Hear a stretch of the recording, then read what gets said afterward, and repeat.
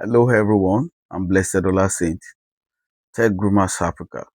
There's been these discussions around tax and data compliance that I've had series of conversation around it, and several of those conversations, especially the social media posts.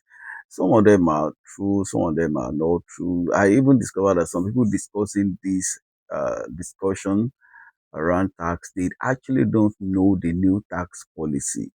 They have not taken time to study the tax policy, and they have not taken time to study how it affects individual and companies. Actually, tax touches everybody. It affects everybody and it affects all levels of businesses, but in different ways, different format. All of us have to be concerned because there's how tax affects you, the new tax policy, that's how it affects you, and there's how it affects your business.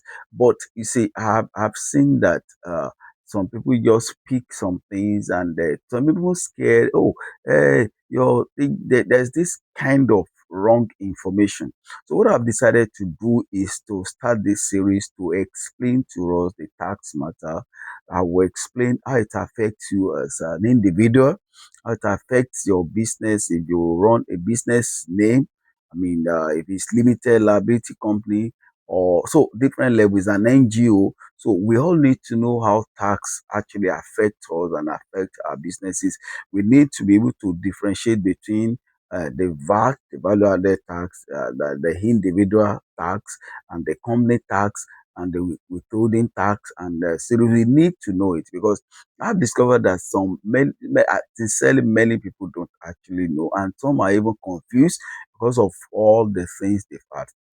But what I've been doing in this series is to first explain the new tax policy, and then I will come to explain how it affects you, the individual tax, and your state.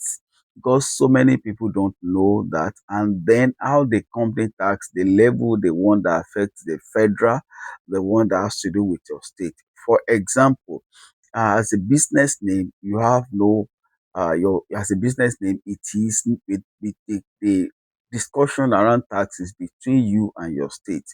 And if it is when it is from limited liability company that has to do between you and the NRS, which formerly was Federal Inland Revenue Services, the FRS.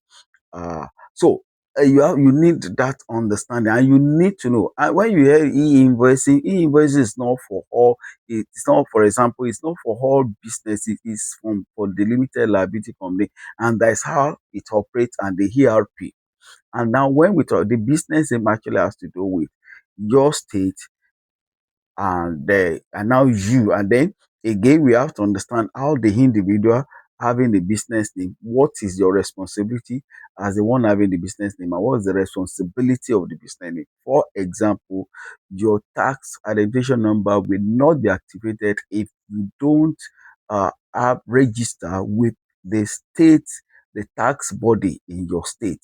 And as I know, I see that many people don't understand that. So I'll be taking time to explain how tax affects you positively, what you should do. That some have been saying, hey, you don't, the government is going to collect money. But it is knowing on having the proper understanding. For example, the tax discussion is one side, filing is another side.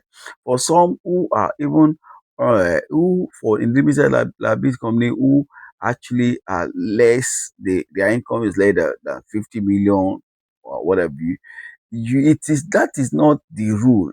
Even if you are making 1 million as a limited liability company, if you are not filing, you are a defaulter. So we will take time to explain that. Just follow me on this series. I will take time to explain. Thank you.